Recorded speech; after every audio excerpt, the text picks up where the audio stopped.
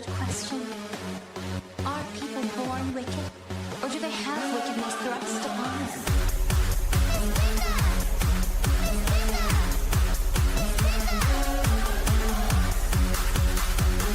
Are people born wicked?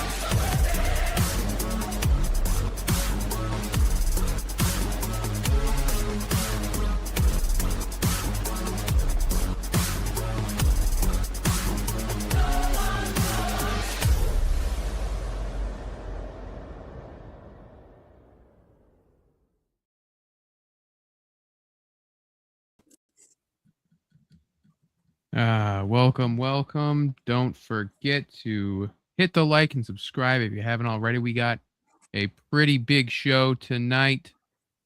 Lots of really the death of the gaming industry, as well as some Marvel video game stuff to talk about as well. And as always, some video game adaptations, because that's really all we talk about, I suppose, week after week. But before we get to that, everyone and Jessica, it's Wow Wednesday.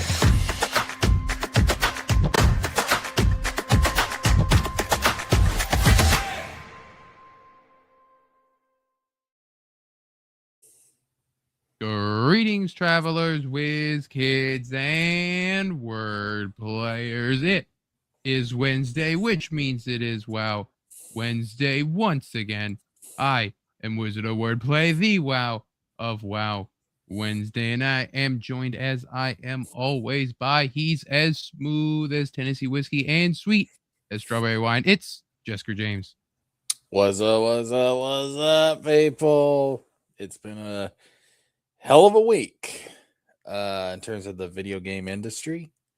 Yeah, it's pretty crazy. There's like possible the long decried death of Xbox possibly happening as we speak. I just feel like I ought to sit next to an Xbox console and take its hand. I mean, it doesn't really have a hand, but you know, metaphorically, and look into its eyes and say, "It's okay. It's all right. You can let go." Yeah, it's pretty nuts. We'll get to all that news. I mean, like the whole thing with the new CEO going all in with AI and shit, and it's like that is not the way. I told you Baki's here. it was gonna happen. I told you it was gonna happen. Hello, Baki. I mean, it's really just like we'll get to it, but the idea of like Microsoft going all in with AI when it's like Microsoft, you literally have the worst AI assistant out of everybody. Oh, they Like no one do. uses it. They do, but they're still gonna go for it. Bro, I was listening to an AI expert a couple of days ago, and he said, "Look, in 12 to 18 months, uh, there's going to be 1 million jobs taken by AI in the United States alone." Uh, So, just saying, bro. Roy Jin's also here. Hello, Origin. I mean, the thing is with the game companies trying to use the AI, and obviously this isn't. I mean, Microsoft is more than just the game company, but it's they really just want to like decrease the workload on the consumer, right? That's their whole grift. Is they want to be like, oh, we want to have it where we want to take the thinking away from the consumer. You know, like you're sitting there through your computer, and we don't want you to have to think about nothing. You just have the AI do everything for you. And like I said, though, it's like Copilot is the worst one. So it's like, what are we doing here? But Yeah, their AI. I don't hear anybody talking about what the hell is Microsoft's AI anyways?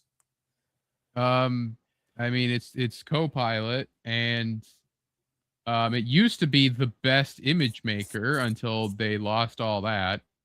Um, because you used to be able to go to Bing AI, and then it became Copilot. But you used to be able to like all the AI profile pictures I used to use; those were all made by Bing. But Copilot is just like all the other ones. You can use it to ask questions and all that stuff. It's the worst one. Like, cause I like it's I the th- Bing of AI. yeah, I think honest to God, Gemini and Grok are the best ones. Yeah, even ChatGPT works perfectly fine for like it's not so great with images, but with text-based things, it's pretty good. Yeah, Yeah. it's okay with text based, but if you're going for images, I really think Gemini and Grok are your better. Gemini and Grok are your better options, but honestly, I'll be real with you, Doc. I prefer Gemini for images. Yeah, Grok can be a little bit like dumb. Like it can like Grok is less restricted than Gemini, like especially so like I'll use the thumbnails that I make. I've been using the AI to like enhance the thumbnails, giving them like the backgrounds and the outlines and everything. And the first couple of them were made with Gemini, but the one for tonight was made by Grok because no matter what, Gemini would not do it because it had Wolverine in it. They're like, I won't do it. I won't do it. Yeah, No matter like I've made shit with other Marvel characters and stuff in it before, but it for whatever reason it recognized Wolverine way too much. It was like, nope, oh, I refuse to do it. yeah, I had an issue. I was trying to do an image with Gemini, um, with the a keyblade, and it was really hesitant. I got it to eventually, but it was really hesitant about doing that because it's like, but it's from this thing. I don't, it's Yeah. like, but it's like, yeah. So Grok does have the advantage there where it gives you a little bit more freedom in regards to um IPs, like other IPs, but Yeah. if you're just making like your own original thing, I think Gemini's better. Yeah, Gemini's definitely like the smarter one for like I've used it for stuff with my characters and everything and how you just like, yeah, you know, it's it makes shit that's looks so fucking like I think I have some of them here where I had made like I took one of my characters and the art for that is like on Twitter. Um and it was back during the whole when Gemini first got on my radar, which was during the Avengers leaks when everyone was having these like leaks from the set of Avengers and it was like, oh, these are actually made by AI. It was really good AI how to do this, right? And so well this one I can show pretty safely. This was back when Gemini could do this and it would still um sort of do it like it wants to. But I was like testing out the ability to make like Avenger stuff, and I was like, okay, make Chris Hemsworth in this Thor costume, and I sent it the Immortal Thor costume, and I said like make it look like it's from the set, like of a photo shoot or whatever, and so that's what it came up with, That's pretty and good. how it even like the black the red bandages with the black and and everything, how it like got it so perfect, um, And which one did you say did that? Grok or Gemini? this was Gemini. Gemini. Okay. Yeah, like Um, most of the avatars I use are AI. Like 99% of them are from Gemini. Yeah, Gemini's definitely. Grok will be the one that I'll use if I absolutely can't have anything. Like if nothing will work, um, then I'll switch over to Grok. But usually it's Gemini. So like with this one, this was when I did my dispatch review. This is all. Everyone here is Gemini, and you just send it the photo references to like, okay, this character, this character, this character. Um, the logo, I was like, I sent it the logo for dispatch, and I said, now add a wizard blade above it, and it did it, and even made the cape like in dispatch. So it's like, when it does stuff like that, and I just took the thing and then threw it out there. Yeah. So, but AI is gonna blow up. It's not gonna last. well, Just fad guys, Even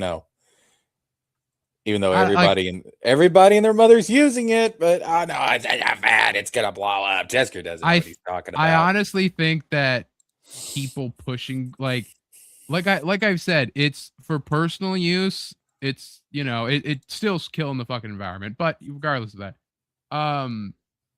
the for personal use, it's like that's the kind of way to look at it.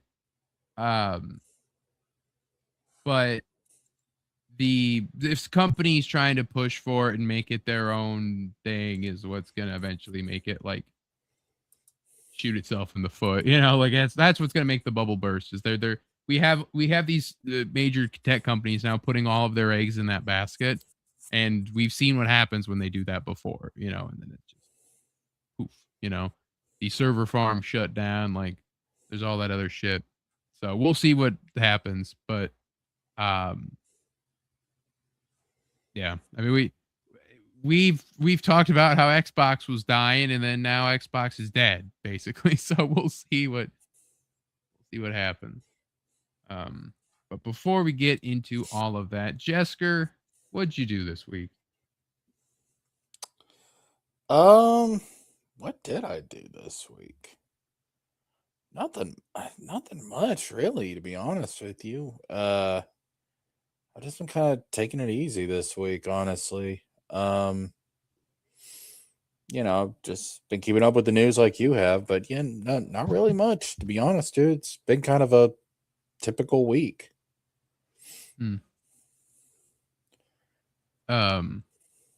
Yeah, I haven't I stopped watching the Yu-Gi-Ohs that I was watching. I think I saw what I really wanted to see out of them. I didn't watch the final season, but I remember not liking the final season all that much. I watched the final episode. I watched the final duel, but I didn't care for to watch the flashbacks and all that stuff.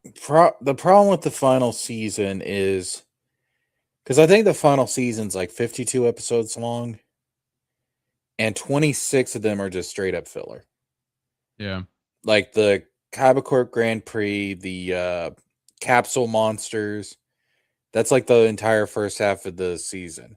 And then the rest of it's actually like the canon final arc, like the ancient Egyptian stuff. And it's good. It's just you can see like where Kazuki Takahashi was rushed. And it's not his fault. Like, I'm not blaming him for it because he was in the hospital when he was writing this final arc. Like, he straight up said, like, I don't know what the fuck I was thinking when I designed Zork. I have no idea what the fuck I was thinking. Like, if I wasn't so damn sedated in the hospital, I probably would have come up for a different design for Zork. But like that was, and like the whole thing with Seto and Kisara, and because if you go back to Battle City, it's pretty obvious like Seto like was rebelling against Atem. Like that's pretty obvious. But that doesn't really happen in the final arc. You don't actually get to see that. They do this whole thing where like his Seto's father like possessed him and stuff, and that was supposed to be the rebellion, quote unquote rebellion. But no, like Seto's actually loyal to Atem throughout the whole fucking thing. There was supposed to be more to that. Kazuki Takahashi said that's one of the biggest regrets he had about the final arc is that there was supposed to be like a whole subplot about Kasara dying, and Seto was going to blame it on Atem, and that was going to cause him to rebel against Atem. That was supposed to be a whole subplot. He had to speed it up because he was in the hospital. He had health issues.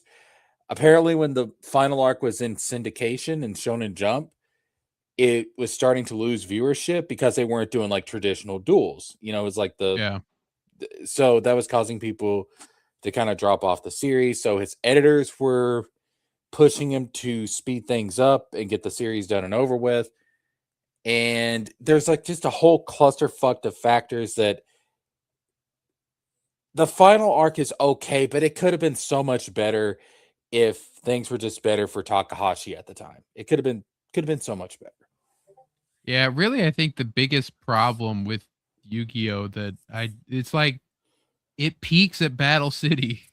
Like that's why it peaks at Battle City, though, is because the final arc.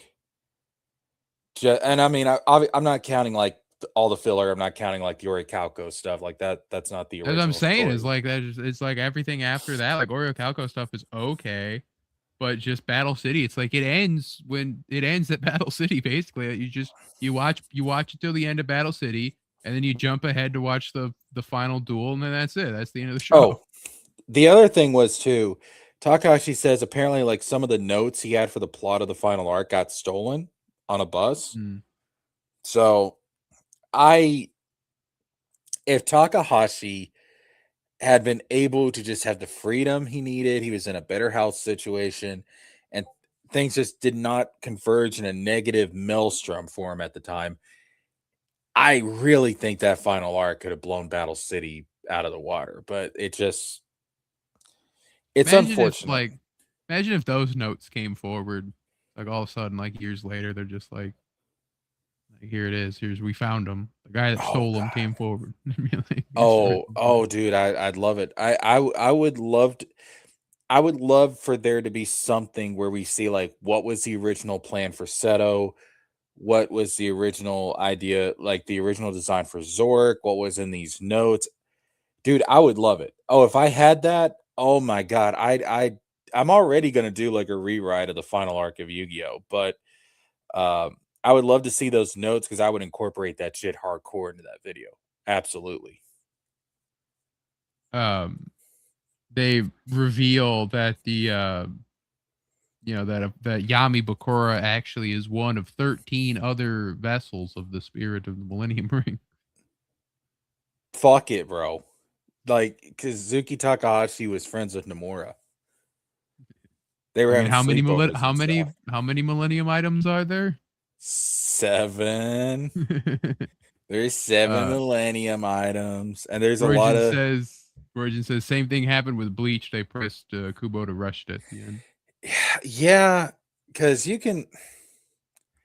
It's oh god, I wish these fucking editors and Shonen Jump would let these people do their thing, man. Because especially with something as big as Bleach or Yu-Gi-Oh, like these were big fucking deals back in the day. Like they earned the right to finish the story on their own terms, but that Bleach one hurt, man, because it was just like there was this like this chapter comes out and it's like, we're thinking, oh, we still probably got like another 50, 60, 80 chapters left to go to finish this story. And it's like, nope, story ends in 10 more chapters. It's like, the fuck? How are you going to wrap this all up in 10 chapters? Yeah, it's like, I guess that's the problem. I don't think that happens so much anymore because Shonen Jump isn't as big as it. I mean, like it kind of is, but it's mainly like people like. I feel like they're sold more in the collected volumes, but with Western comics, when the story's done, it's like okay, it's fucking done. You're not getting another one. You're in like you're halfway through. Fuck you. We'll hire some other guy. He'll finish it in some other story if you're lucky. Yeah. You're lucky a piece of what you created will bleed through, but most likely not. It's gonna live on without you now. Fuck you, right? I mean, And at least they let Kubo finish it, and at least they let Takahashi finish Yu-Gi-Oh! yeah, But I would have loved to have seen, which, to be fair, with Bleach, we are going to get that. Like, we're going to see how Kubo really wanted this thing to play out in the anime. But fuck, dude, I really, really, really hate that shit when they do that. yeah, and yeah, I mean, Yu-Gi-Oh is still going, but obviously it doesn't ever harken back to the old stuff. But Um, the thing you got to remember that is that Takahashi did not write GX, 5Ds, or any other stuff that came out later. Like that yeah, was not written by Takahashi. Now he was an advisor on he had an advisory role on GX, 5Ds, and to a much lesser extent, he had an advisory role on Zexel. But he didn't write any of that. He didn't write any of that, and he, as far as I know, he wasn't involved at all in like Arc V or anything after that. yeah. So if you really want to get down to it, if you just want to consider Duel Monsters to be the only canon, that's fine, because that is like his story. Like that's what he actually wrote. The rest of it really is just spin-offs, and some of it had him like giving his blessing or being an advisor on it. But really, you can just say the beginning and the end is that original series. Um, and one thing I had wondered, because I didn't, watching it, and I haven't seen GX, but the final episode, right, has the sub, because they never dubbed it, but that has Jaden versus Yugi, right? It's like, In the Japanese version, yeah, the English dub never covered season 4. It ended with season 3, really fucking abruptly. yeah, But yes, the final duel in GX season 4 is Yugi versus Jaden, but you never find out who wins. It's yeah. left But up in like, the air. but how do they do that? How do they do Yugi versus Jaden? Time travel. Okay, because it was like, because GX takes place how many years after? Um, Not a terrible amount. it's got to be at least, I would say, like 4 or 5 at least, because Yugi's grown up a little bit. Like you can tell Yeah, Yugi's grown up a little bit. because it would have been, because I just would have liked it better if they had, if the adult, like the Yugi that you think is the Pharaoh Yugi is actually the regular kid Yugi just growing up, and he grows up into Oh, this. that's what happens. Oh, okay. Yeah, because remember at the beginning, at the during the first episode of GX, Jaden runs into Yugi. Yugi gives him the wing Karibo, and Yugi has a deeper voice like a Tem. Oh, okay. So the implication is that this is a few years later, and Yugi has become like a young adult, and he basically grows up, looking more like a Tem, sounding more like a Tem. Yeah. 'Cause that happens in Kingdom Come, the DC story, where it's in the future, and Captain Marvel, like Billy Batson grows up to be Captain Marvel, so he just looks like Captain Marvel, and then when he says Shazam, he gets all the powers and everything, but just always he just, because he's old, he's the age that he was when he turns into Captain Marvel, so he just looks like that.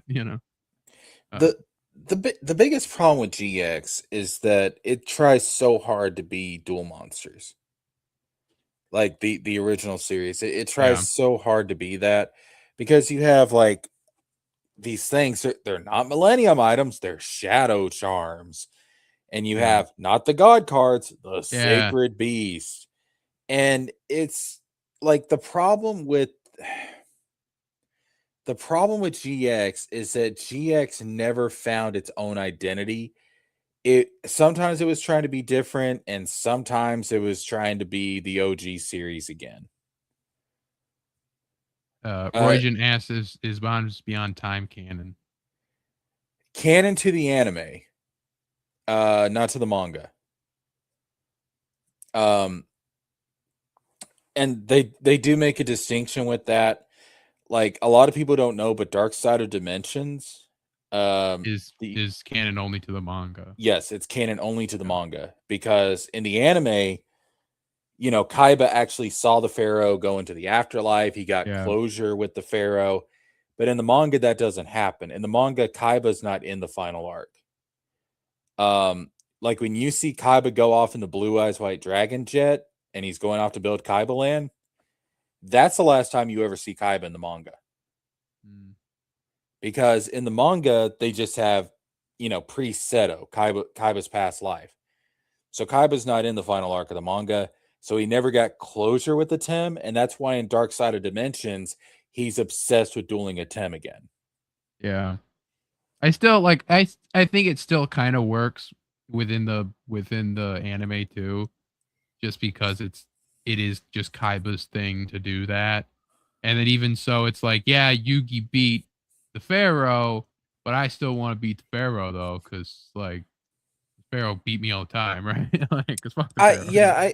I think you can make it work. But you got to keep in mind though, like when that movie was made, like it is made to be a follow up to the manga, not the anime. It's crazy too, like because 4Kids TV was gone, I'm pretty sure by that point when that movie came out. But they still were like, yeah, let's cast the 4Kids people. Fuck it. And they still do that, you know. They did it with the mobile games and stuff, and I just like when they do that. Yeah, because I mean, Dan Green will always be the voice of Yugi. Like there's no getting around that. It's like with Sean Schimmel and Goku. Like that's fucking Goku. So no matter what happens, like even if they did what I want and they went back and they did a remake of the original series, they would still probably get those voice actors to come back and voice the characters. You at least, if you're gonna do it, and if you're gonna change the voices, Dan Green's got to be the narrator for the beginning when he's like long ago in the Shadow Game and all that stuff, right? Do that just as like to give him something, right? Kaiba's actor has to be, he could be like the computer for Kaiba Corp or something, or he could be Gozaburo, but I don't know if they would be like you'd fit for Gozaburo, but like give him something like that. If they remade it, I mean, I don't know if you'd have. I mean, Gozaburo's not really in the manga much. Like he's. I mean, the thing is like, so they don't say this in the dub. It's implied in the Japanese version, but after Kaiba took over Kaiba Corp, Gozaburo just killed himself. So that's why he's not really a thing in the manga. He could still be in flashbacks. Yeah, I guess, yeah. But honestly, I think they just bring back those actors again. Because remember, Funimation got a hold of Yu-Gi-Oh at one point, and they very briefly were doing an uncensored dub of Yu-Gi-Oh. They were actually going to redub Yu-Gi-Oh, but they kept the same voice actors from the 4Kids dub for the primary characters. Like Yugi was Dan Green again. Joey had the same voice actor. Tristan had the same voice actor. Tay had the same voice actor. Kaiba had the same voice actor. They did recast Mai. Yeah. I like Mai's voice, but I can see that. I liked Mai through Battle City. I did not like her voice in the Orichalcos arc. I did not like her voice there because they recast her in general. That like later, like the animation gets different for Orichalcos, and like the show changes in a lot of ways. I mean, I like Orichalcos for what it is. I don't think it makes a lot of sense in context of the rest of the story, to be honest with you. Yeah, with like evil. There's Pharaoh was possibly evil, but not really. That was just the Great Leviathan telling darts. And like also there was a war between the Yu-Gi-Oh monsters and like the people. Yeah. Like it was just weird. Like it doesn't fit all that well. And it's like, okay, we're doing this like Greek Atlantean shit, but also like Egypt had the shadow games and the gods and the Zork. Like there's a lot going on. Well, see, like the whole thing about there being like a dual monster spirit world. that, and I know that's like a big thing in GX too, but that really doesn't make a lot of sense given what we know about what dual monsters are in the Yeah. ancient Egyptian arc, because they're part of people's souls. Like they're not like this separate dimension full of monsters. Like that's not what's going on in Takahashi's original story. They're literally monsters that live inside of people's souls, and they're drawn out of people's souls and sealed in stone tablets. Yeah, like the Orichalcos arc, I could totally see the like corporate meddling in the way of like, okay, what's cool? What do the kids enjoy about Yu-Gi-Oh? Well, they like the soul taking of fucking Battle or Duelist Kingdom, right? So let's Yeah. do that. Okay, what else do they like? Oh, they like the big duels from Battle City. Okay, we'll do that again. They like the lore that Battle City introduced about the past and the pharaoh and all this. It's like, okay, we'll do that, you know. And it's like I try to keep doing different shit. And the one cool thing that that Orichalcos arc does is Fate of the goddamn pharaoh, where Yugi fucking loses. Yeah, like there's good things in that arc, and if you turn your brain off and you disconnect it from the larger story that's going on in the original series, it's fun. It's a fun arc. Also, the three-way duel at the end with Kaiba being like, "Fuck this magic bullshit. I don't give a shit." Oh hell yeah, dude. But you gotta turn your brain off, because if you think about it too hard with the rest of the established lore in the series, ugh. Like Yugi has his last and biggest ass pull in that arc in the final battle where he's like, no, because I redirect the attack of my own monster at his other monster, it creates infinite attack points, but then also I add another attack to it, so it's infinite and one, which is enough to defeat the Great Leviathan. Yeah, I love how they make fun of it in the abridged series too. It's like, my monster has infinity, Pharaoh. And he's like, well, my monster has infinity plus one. Oh, yeah, well, now my monster has infinity plus two.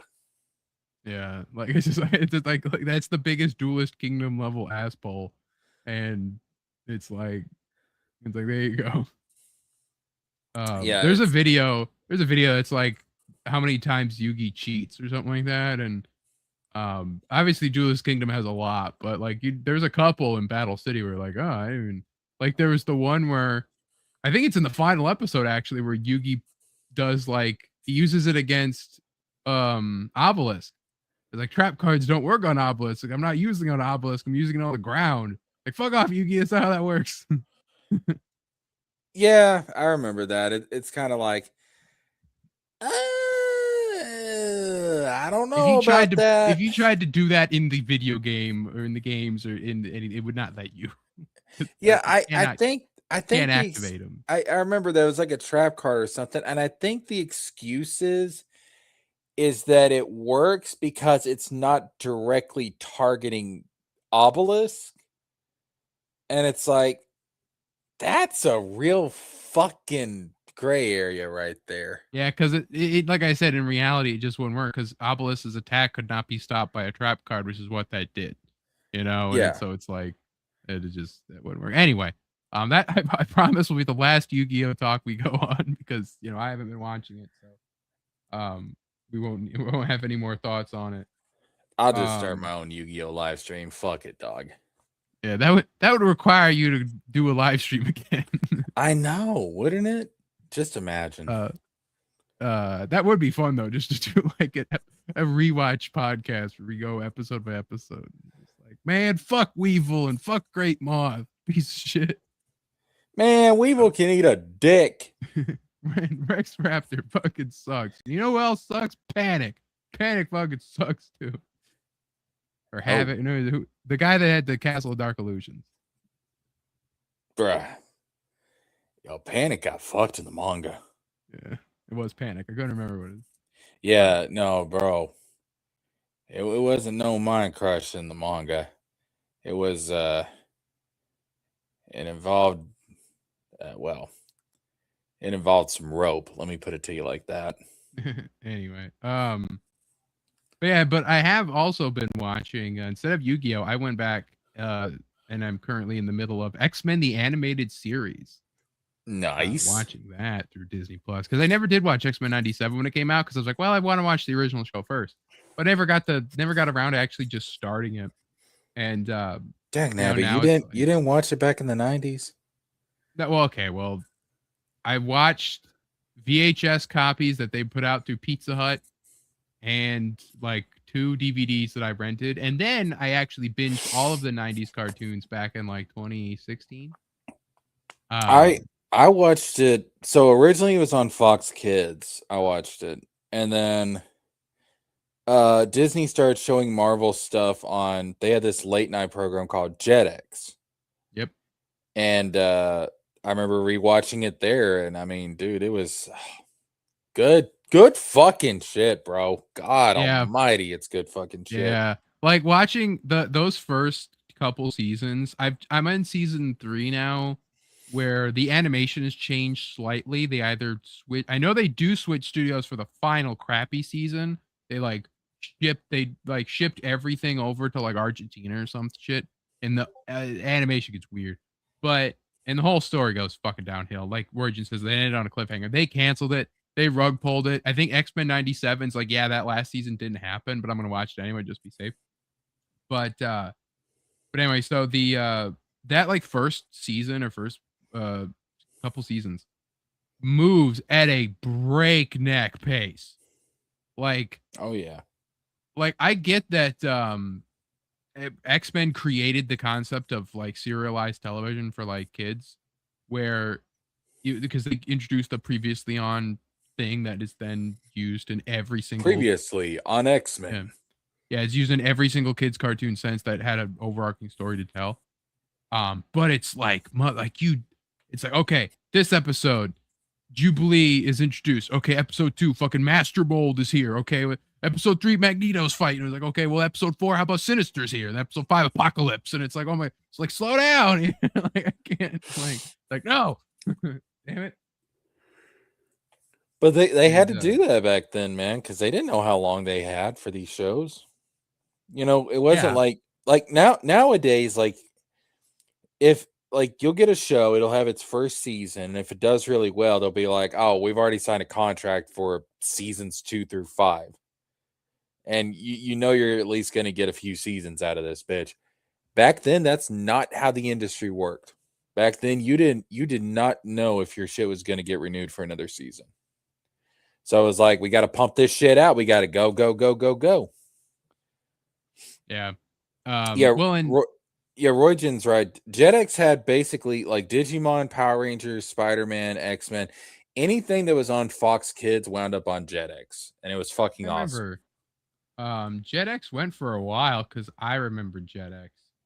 Yeah, Jetix had a lot of cool. Anything that was on Fox Kids ended up getting shit tons of reruns on Jetix. Jetix. It was the IX. How long did that go till? It discontinued in 2009. Yeah, so I would have seen it all the way up to that point. Yeah, that sounds about right because it went on for years, man. Because then Disney XD became the thing, and yeah, they had those shows on. They had them on Disney XD too. I remember. Yeah, so Toon Disney, Jetix was like the late night thing for Toon Disney, like starting at like 7 or 8 or something, and would usually go through to like midnight. And that was like all your action stuff, like your Digimon, your Power Rangers, X-Men, Spider-Man, other anime shit was on there. And that was like basically Toon Disney's Toonami pretty much. But then once they switched over to Disney XD, that's when they shut Toon Disney down. Like Disney XD basically replaced Toon Disney. And overall this show, like I said, I've watched it before, but it's like there's just that old era X-Men stuff. It's just everything about the way everything looks on that show, and just is it's just pure nostalgia just injected into you. and you know, and yeah, it's been a real fun time going back and watching them, and I look forward to going through the other ones. I'll probably save Spider-Man for last because the Secret Wars arc crosses over all of them, so it'll be a fun like conclude with that, and that also ends on a cliffhanger. But that one isn't getting a whole show; it's getting a comic to wrap that one up. But and then I'll probably watch Evolution and some. I want to go to and watch a lot of those shows and get all those watched. 'Cause I've been putting them Yeah. off for a while. I watched all the DCAU not too long ago, but it's like I gotta give Marvel time. But and also the art style of the show, especially seasons 1 and 2, I feel like I could emulate pretty well if I ever wanted to like do X-Men art. I feel like I could do it because it's pretty simple, but there's also some pretty like there's shading is pretty advanced. Like it's like you didn't have to do that level of shading for this. So like there's like 4-tone shading in a lot of there's like hard blacks, there's whites, and then there's each character has like 3 different colors of their in their palette. So yeah, it's pretty interesting. But anyway, yeah, so that was really what I got up to. I also went back into Cosmic Invasion, which is actually pretty fitting for some news we can talk about later. But before we get to that, we actually got to start the show. We got to talk about the big gaming news that everyone's talking about, and that Xbox boss Phil Spencer is retiring. Xbox president Sarah Bond is resigning, with Microsoft AI executive Asha Sharma taking over. I will be right back. I gotta check something real quick. Just starting to leave, but just give me like 2 minutes. DC anime stuff is always great. Yeah, they definitely like all like Superman or Batman, Superman, Batman Beyond. Static has its moments. Static's pretty cool, but Justice League and the Justice League Unlimited, like man, Justice League Unlimited is so good. Pain says Baki. Oh man. Yeah, I mean, like this was definitely unexpected. Like even Phil Spencer retiring, I mean that's always gonna happen. You get you get that. You guys can't stay around forever. But just getting this is like, okay, he's retiring, but also the president's resigning, and we're getting the AI executive chick taking over, and then we'll get to like her plans for everything soon enough. And it's just like, man, it is not looking good over at Xbox. And we have talked about it. We've done videos about it. Xbox has been dying on this channel for quite some time. But man, oh man, unless something comes out where they're like, no, don't believe the reports, Xbox is still going strong. It's like, oof. I don't know. My bad. Sorry about that. Yeah, so Phil Spencer did release a statement. Wizard? Yes, I hear you. Oh, yeah, okay, there we go. I had you muted. My bad. Yeah, so Phil Spencer had a statement. He goes, "It's rare in life to know when a chapter is closing, but after 38 years at Microsoft, that moment has arrived for me." Yeah, I didn't even think about that, bro. I mean, I he? guess he was doing shit before Xbox. I mean, yeah, like that's just working at Microsoft. He could have been, working in the mailroom back in the day. He's 58 years old. I'm gonna be honest with you. I didn't even think about him even being associated with Microsoft until Xbox, but I guess he had to have been to get put into that position. But daggum. That moment has arrived for me. I've made the decision to retire and begin the next chapter of my life. It's a milestone that's given me a chance to reflect on the incredible journey I've been fortunate enough to share with so many of you. I'm excited for Asha as she steps into the CEO role. She's joining an incredible group of people, teams full of talent, heart, and a deep commitment to the players they serve. Watching her lean in with curiosity and a real desire to strengthen the foundation we built gives me confidence that our Xbox communities will be well supported in the years ahead. Dun, dun, dun. Just pay attention to that line right there. Thinking back to my start as an intern back in 1988, I never could have imagined the path ahead. I've been lucky to work with so many passionate creators, partners, colleagues, and players across the industry. People who challenged me, taught me, made this work full of joy and wonder. Thank you to But they're everyone about, who's been part of this chapter. but they're But about to stab this motherfucker they're about right to in the take it out heart. back and shoot it. X marks the spot. And so I'm going to pull out before they take me down with it. Fuck this. From here, I'll keep doing what's always mattered so much to me, cheering on the teams pushing this industry forward and playing alongside this incredible community. I'll see you online. I bet that Phil will be like a regular on the Game Awards, just like Reggie was, or at least for a couple of years. But I need Reggie and Phil to start a podcast. Oh, dude, I was about to say, let's get Reggie and Phil to like Reggie versus Phil, Dawn of video games or something, bro. Like, let's go. I miss Reggie. Yeah, and then so Asha had a note. She says, "Dear team, today I begin my role as CEO of Microsoft Gaming. I feel two things at once: humility and urgency. Humility because this team has built something extraordinary over the decades. Urgency because gaming is in a period of rapid change and we need to move with clarity and conviction. I'm stepping into work." Urgency because this shit's about to fucking die. I gotta hurry. Urgency because I'm gonna shoot it dead. I'm stepping into work shaped by generations of artists, engineers, designers, writers, musicians, operators, and more who create worlds that have brought joy and deep personal meaning to hundreds of millions of players. The level of craft here is exceptional, and it is amplified by Xbox, which is founded in the belief that the power of games connects people and push the industry forward. Thank you to Phil for his leadership and to every studio, platform, and operations team that built this foundation. You're stewards of some of the most loved stories and characters in entertainment. You're not Sony. Get out of here. And bring players and creators together around the fun and community of gaming in entirely new ways. My first job is simple. Understand what makes this work and protect it. That starts with 3 commitments. First, great games. Well, I mean, all right. Xbox has needed to do that for... We're still waiting. We've always been waiting. Everything begins here. We must have great games beloved by players before we do anything. Unforgettable characters, stories that make us feel, innovative gameplay, and creative excellence. We will empower our studios, invest in iconic franchises, and back bold new ideas.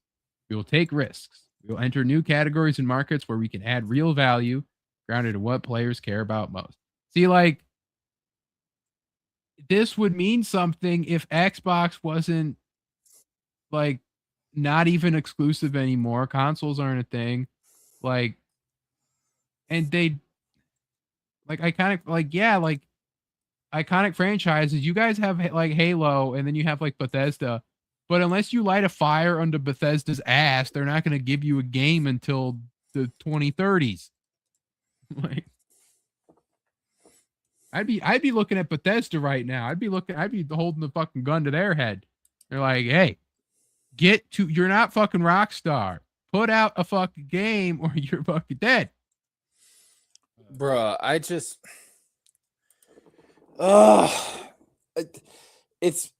feel like anything they try to do at this point is too little too late. Like, what is an Xbox anymore? There's a miserable little pile of secrets. Shit, dude. Like, what is Xbox's identity? They're the gaming company owned by Microsoft. Like, there's no exclusives anymore. They sold all of them off. They stopped making games. Like, they're the thing that you get if you don't get a PlayStation. But at this point, why not you're either getting a PlayStation or a PC? Yeah. Like, the Nintendo is the second console. Is like, if you're gonna get a Nintendo, it's because you already own one of the other ones. Yeah, but I mean, shit, bro. Even Nintendo at least has a fucking identity. Yeah. Like, come on, bro. Like, when you really look at it, like, Nintendo's first party lineup is the best in the fucking industry. Mario, Zelda, Pokemon. I mean, homie, it's hard to beat the first party lineup of Nintendo. Like, that's some iconic shit. Xbox used to have that, but they've let all their franchises just, flounder and die at this point. Sony, I mean, Sony still has, they still have some. They have an okay first party. All right, we'll get to Sony. Sony's next on the group to get yelled at. yeah. I mean, so at least with Nintendo, yeah, it's not the powerhouse that the other two are, but at least it has a fucking identity. Like I recognize Nintendo. I don't know what Xbox is. I don't know what their identity is. I could tell you what it was back on the 360. I could tell you what it was like back on the OG Xbox, but like Xbox One, Xbox Series X/S, what is it? What do you go there for? What are you doing? Trying to answered the question of who was CEO before Phil Spencer. Was there a CEO before Phil Spencer? Ruby's here. Hello, Ruby. I think they made Xbox, like they made the branch and put him in charge, because there's obviously other Microsoft CEOs, but that's not what Phil Spencer was. Ruby. I see that comment. Just everywhere but his own channel. Ruby, I swear to God, I will hurt you in a way that Senate cannot protect you from. I swear to God. Anyway, yeah. So then she says, "I promoted Matt Booty, in honor of this commitment. He understands the craft and the challenges of building great games, has led teams that deliver award-winning work, and has earned the trust of game developers across the industry." Let me look at this, Matt. Safe search off, please.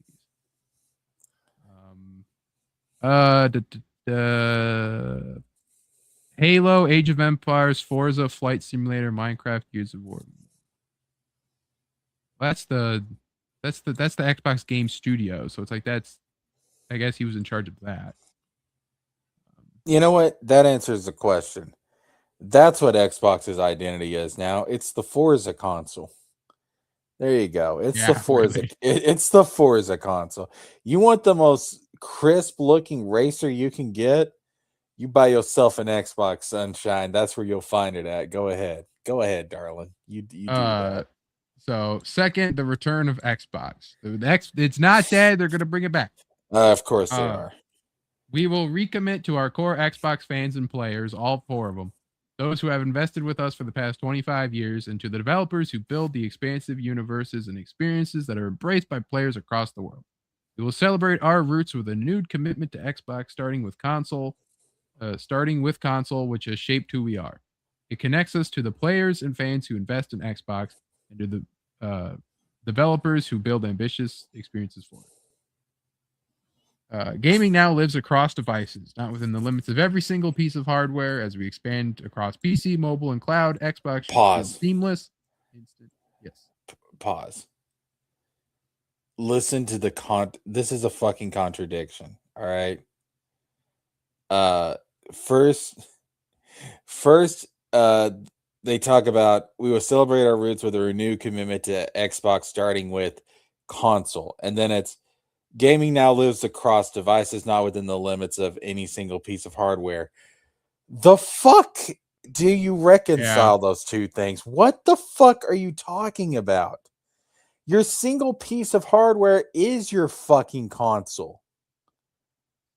What are you talking about?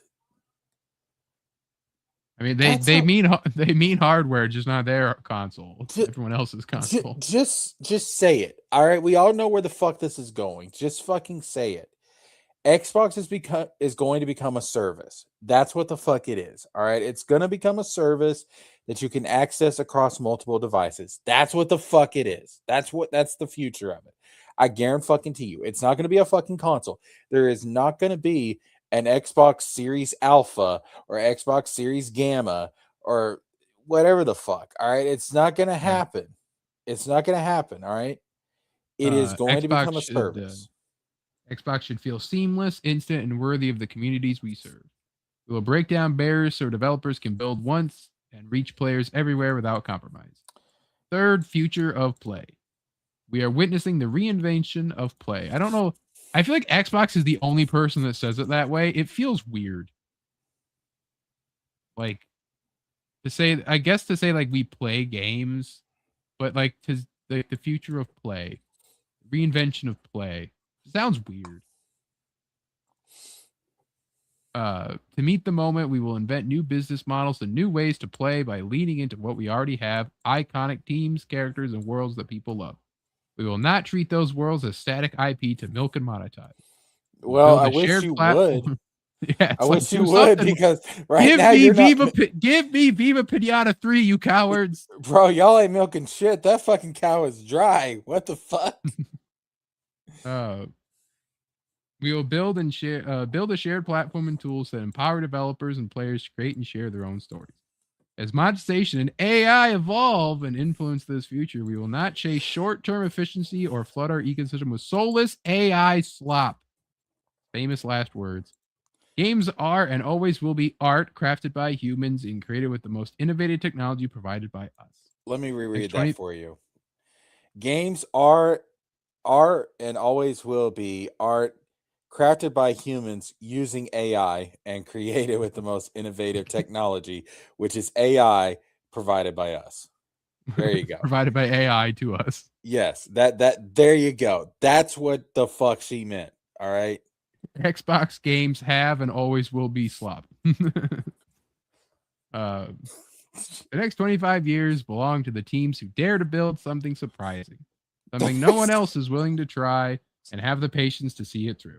We have done this before, and I am here to help us do it again. I want to return to the renegade spirit that built Xbox in the first place. It will require us to relentlessly question everything, revisit processes, protect what works, and be brave enough to change what does not. Thank you for welcoming me into this journey. Now, this would be cool if the first order of business is we're pulling out of it PlayStation consoles. Fuck you. The next 25 years. That is real cute that she thinks this is going to go on for 25 years. That's the next adorable. 25 days. That's fucking adorable. That is real fucking adorable. You need to you need to focus on the next 5 days, honey. Okay.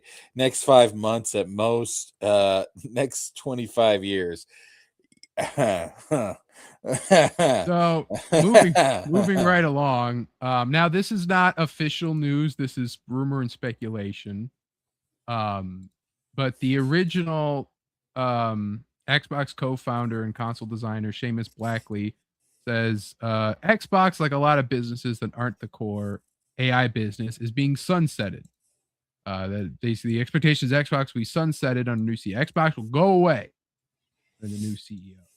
Now, that statement we just read really kind of contradicts this, but this is really this guy just kind of, you know. I think he may have a point because wasn't it referred to as Microsoft Gaming somewhere? Yeah, that was what she basically called it. Yeah, Well, that's Jeff Keighley says Asher, the new CEO of Microsoft Gaming. Yep. So I bet you anything Xbox is going to be sunsetted and it's going to be replaced by just Microsoft Gaming. Yeah, Xbox can be the brand for their like how Sony Game Studio or like PlayStation Game Studios is a thing, but Sony Santa Monica obviously makes God of War. Like that's what they're called. You know, like you can kind of do both. That's the smart way to do it, at least. Because in case they want to make something that's not called an Xbox, that's still a game console. Why they would not do that, why they would do that, I don't know, but they could. Yeah. But yeah.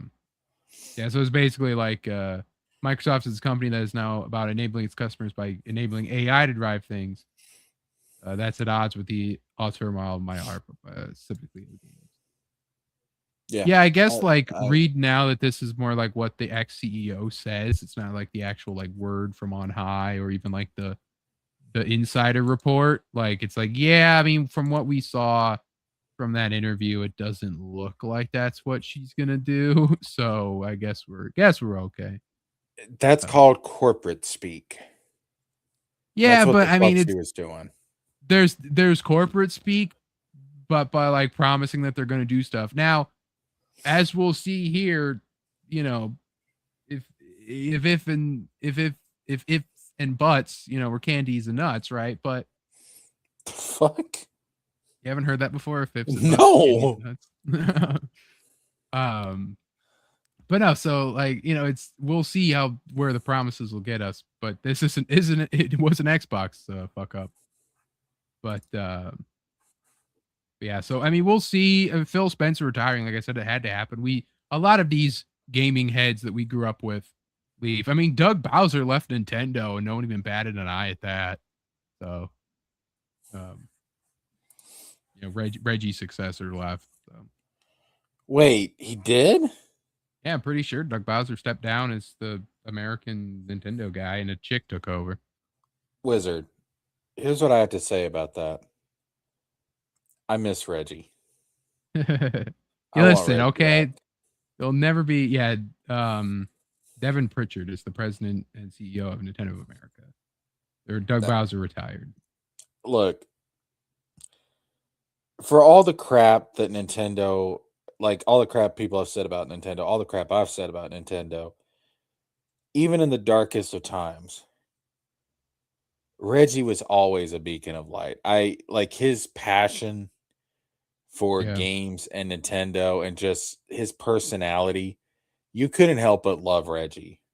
Like, for a lot of people, Reggie was the face of Nintendo, and I want Reggie back, Wizard. Like, do I have to sacrifice my firstborn to get Reggie back? What do I have to do? What's even Reggie doing these days? What's Reggie doing? Probably relaxing on the beach.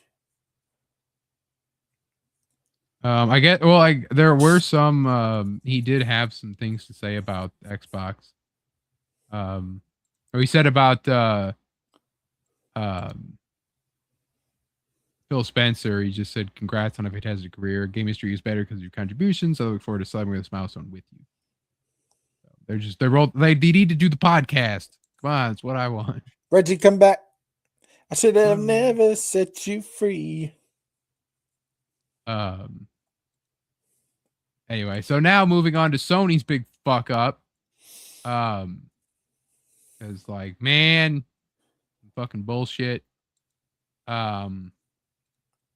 PlayStation is shutting down Bluepoint Games, the studio responsible for modern remakes of classic games such as Demon's Souls and Shadow of the Colossus. Bloomberg News has learned a shocking end for a well-respected studio.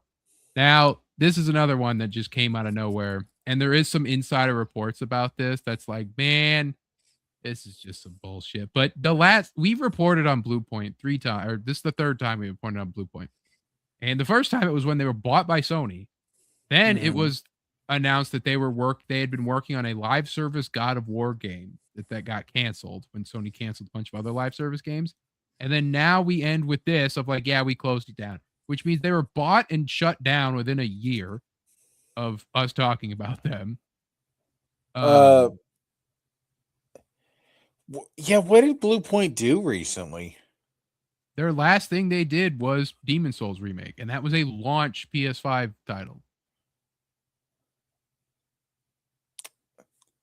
Were they really necessary though? I mean, like, so Bluepoint is, well, actually what we found out that they did recently is they also did contract work on God of War Ragnarok. They did level designing in parts of that game.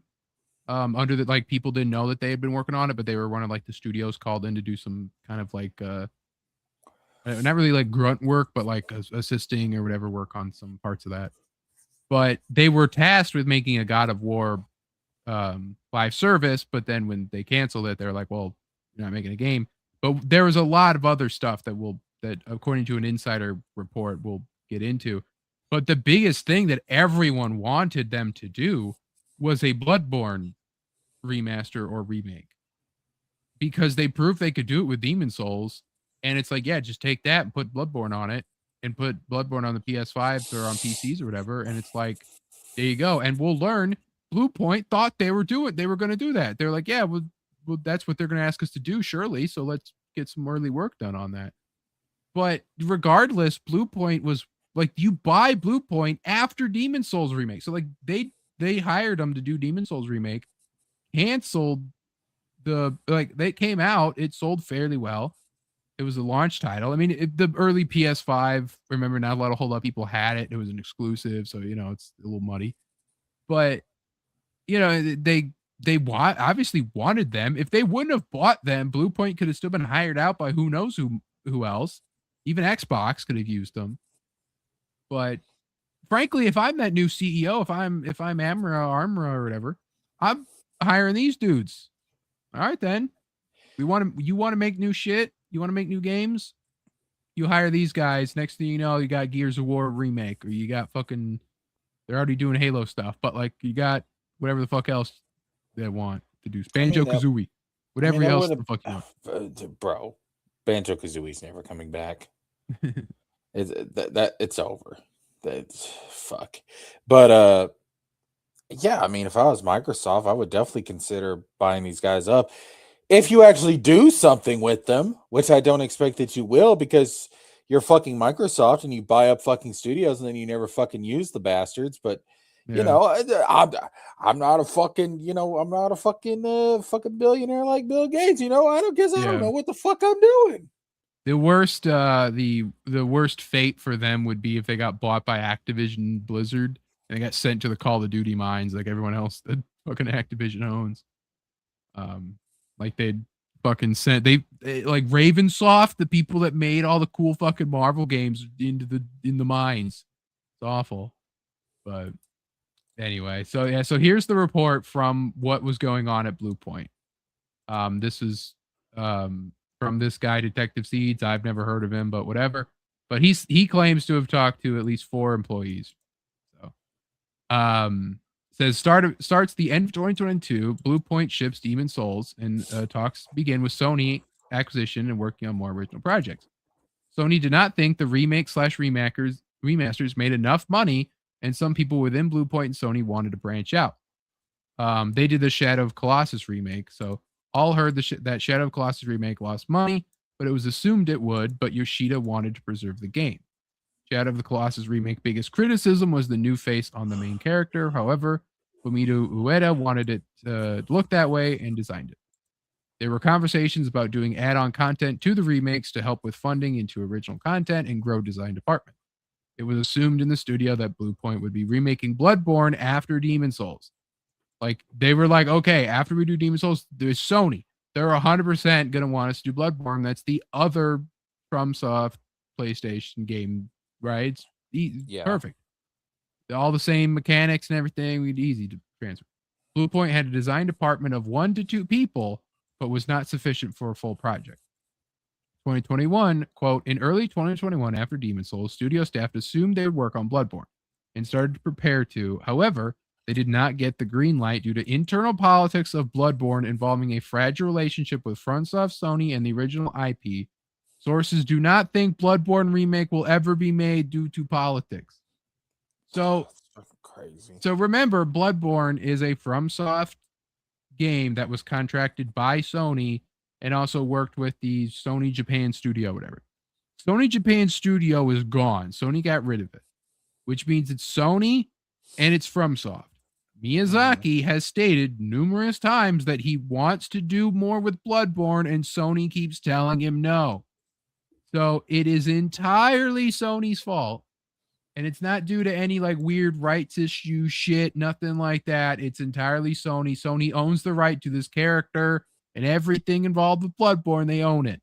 They are just, because they would have to work with FromSoft, who no doubt after major successes of Dark Souls 3 and Elden Ring cost a shit ton more money than they did when Bloodborne came out. So that's probably most likely the reason. Now, even so, I don't think they ever needed FromSoft's permission to do a thing with Bluepoint, because they did it with Demon Souls. I don't know to what extent FromSoft worked on Demon Souls remake. Everything was done, and all they would need to do is just take all the code like they did with Demon Souls and animations and slap it into new engine. So Bloodborne was pulled from the table, and Bluepoint had no project. So that was the thing. Early 2021, they weren't working on nothing. Bluepoint was assigned to help with Ragnarok support due to Sony Santa Monica needing some help, and a combo of other factors. Jim Ryan was pushing live service hard, and Sony had the desire to explore making God of War into an Assassin's Creed style franchise. No. Yes, No. because that's what we No. want to emulate. The No. walking corpse that is Assassin's Creed, which we No. will also be getting to. No. All right. You know what? Fuck you, Jim Ryan. Yeah, glad he's Serious. gone. Seriously, holy shit, that would have been terrible. That is a stupid fucking idea.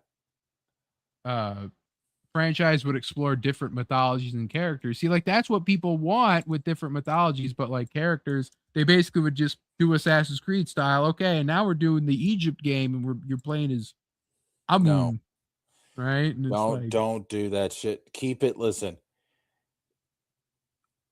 I think Atreus is going to be the main character in the next one. You got to keep it with the characters that you know. It's got to be, if it's not Kratos, it's got to be somebody that's tied to Kratos like Atreus. All right. This whole thing about we're going to go with a brand new character, but stop it. Stop. Yeah. Stop. Nobody cares. Nobody would give a shit. Bluepoint was not allowed to make a game with Kratos. The Santa Monica Studios / Sony did not trust Bluepoint with that, and it would be too expensive. September 30th, 2021, Bluepoint is bought by Sony. Bluepoint is acquired and tasked with coming up with an original project in the God of War universe. The catch was they needed to stretch the content, but Bluepoint employees did not know at the time it was a live service game. They put him in charge of a God of War game, but did not tell him they wanted a live service game. They stated, quote, "A gamble was made by convincing Sony to buy us instead of us looking for funding elsewhere." After the acquisition, there was a culture change within Bluepoint.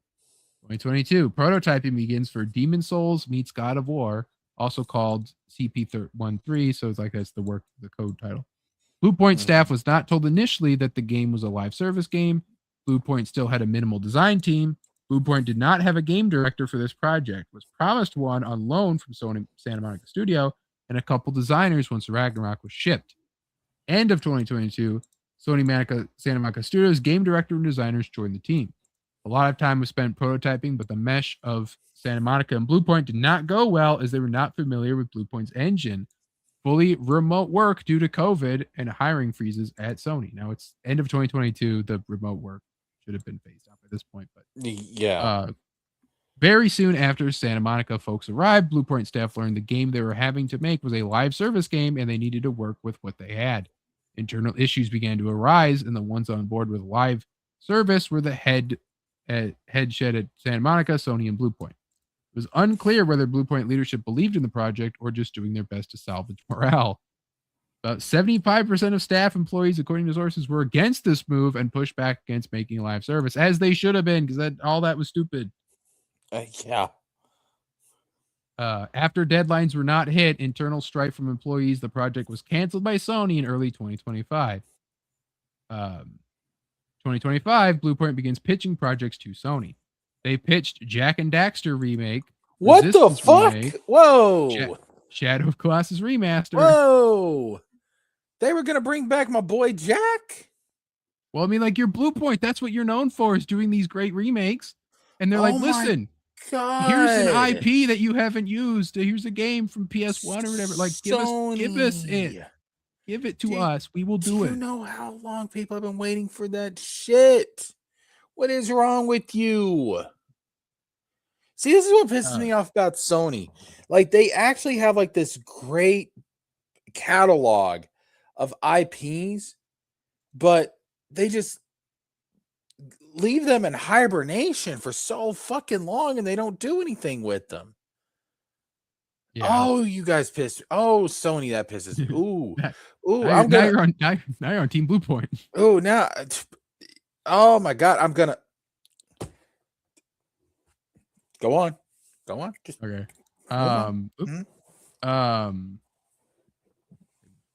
Resistance remake, Shadow of Colossus remaster, not only bringing the game to PS5, upgrading the graphics, adding 4 to 6 new bosses, with several pulled from the original PS2 content.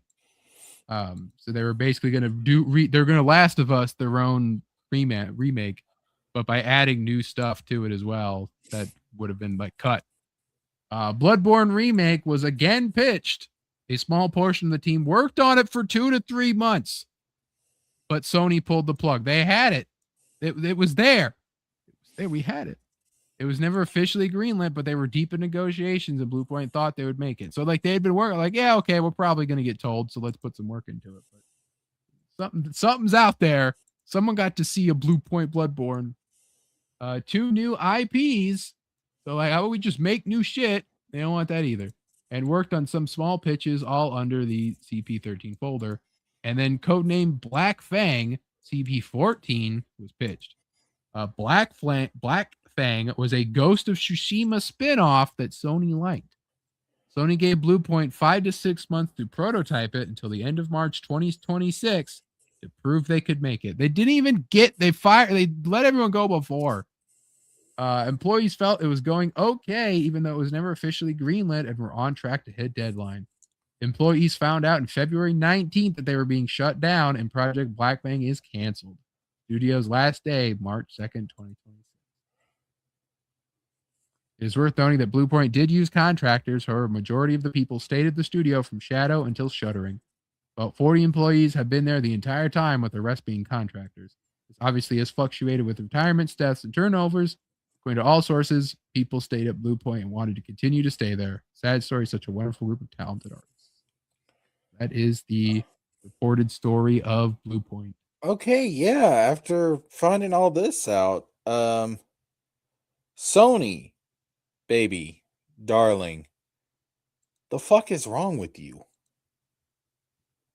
Yeah, they just you keep reading this stuff with the gaming industry of like, man, how just make stuff work? Like, how come just easy? Do the easy thing. Like, what? Seriously, like, Sony, what the fuck do you want? Voyager asked, did Ghost of Yotei ever come out? Yes, it did. I still haven't played it, but I heard at worst it's more Ghost of Tsushima. I don't understand this. Like, Sony, like, come on now. Like, this is just, it's like stepping on a rake. Yeah. Like, what the fuck is wrong with you? Especially for how quick, like, they were bought. Yeah, they were bought in 2025. They were bought in 2025 because we talked about it on the show. So it's like, I think Bucky's got it down, man. Seems like the gaming industry is going full dumbass. yeah, like we're not even done. I don't know, still have bro. More. Bro, I'm depressed. I'm just gonna be real with you. Between everything going on at Xbox, and I'm not even an Xbox guy. I've never been an Xbox guy, but I liked having the competition there. Yeah. Between everything going on at Xbox, between this dumb shit from Sony, between God only knows what's happening with Square Enix. Yeah. Oh God, we're gonna get the fucking report. This that report about Square Enix canceling like Missing Link and then like canceling Kingdom Hearts 4 or something. That's gonna be the last you see Jesker on the internet. That's the last that anybody's gonna see Jesker. Let's just keep it 100, all right? But I have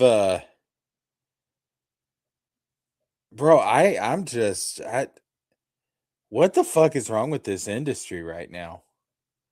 Like, why does it seem like nobody has their shit together?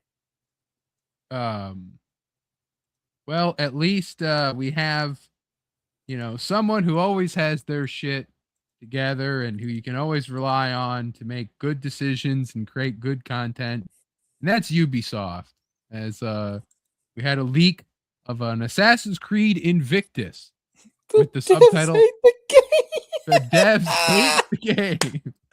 Yo, man. I introduced it to you all a little while back. Invictus will be a sort of Fall Guys version of Assassin's Creed. If you remember what Fall Guys is, it's that little bean game where you run around and you do the little. What is wrong with this fucking industry? A kind of, quote, funny game with Fortnite-style graphics featuring a series of challenges that lead to the famous top 1 spot. I told you the concept was dead on arrival, and the game was probably going to flop hard. Well, I've got I've got someone from the dev team who reached out to me to say that even they don't believe in it at all, and they're all disgusted to be working on this turd. Here's what they said, quote, "I don't know a single colleague who likes Invictus. Only the managers will probably keep smiling and sing the praises of this project. It's awful. Ridiculous animations, hideous and cartoonish characters. Their faces are just awful. Idiotic sound and visual effects, combat arenas. The concept is just plain dismaying. I wonder who this game is even for and why it wasn't made. Maybe it's only meant for kids, 6-year-olds. I have no idea. If that's the case, I feel bad for the parents of those kids who are going to get hounded for cash to fuel yet another wave of microtransactions." Homie, I'm starting to UB slop for sure. I'm starting to see a pattern here. It's not the developers themselves that are the problem. Yeah. It's the corporate higher-ups. It's always been the corporate higher-ups. Only These the managers fuckers will keep smiling. These fuckers think that they know what their audience wants. They don't. Yeah. These people need to go. It is. Well, think about it. Like you're this higher up. You're the money guy at Ubisoft, right? You're a Canadian fucking Frenchie, and you're like, hey, you know, like my son, he plays the Fortnite, and Fortnite makes $1 billion, right? That's your French accent? I don't know. Well, they're in France, so they're most likely like Arabic. But anyway. Oui. Oh, yeah. Let's put out this Make Ubisoft. these shitty game. But anyway, the fans, they want the kid plays Fortnite. Your kid plays Fortnite. Your kid plays Roblox. You know, it's like, well, how come I own a game company. I work at a game company. I own an IP. Why can't I have this, right? Where's my Fortnite? Where's my Roblox, right? Well, I know. How about I pitch this kid-friendly, this mature game series? We should have a kid-friendly party multiplayer Fall Guys, whose game is dead now because it's not 2020 anymore. But Wizard, the corporate people, listen, Einstein explained this. Time is relative. For the corporate higher-ups, it still is 2020. Don't you understand that? Like, it'll always be 2020. This Ubisoft party game. Like, don't you want to see Altair like fucking like emote dance over like Cesare or something, you know, or like fucking Cesare Borgia. Bro, man, look, the corporate higher-ups have got to go. There ought to be some way that I'm sorry, but these companies need to have some way where the employees and the developers can get together, and if there's a majority of them, they can vote all of these fuckers out. See, here's the thing, right? We've talked about this before, and it's been said before, but the replacement of AI, right? The problem is that CEOs and these corporate people want to replace their employees with the AI. Not what the AI should be used for.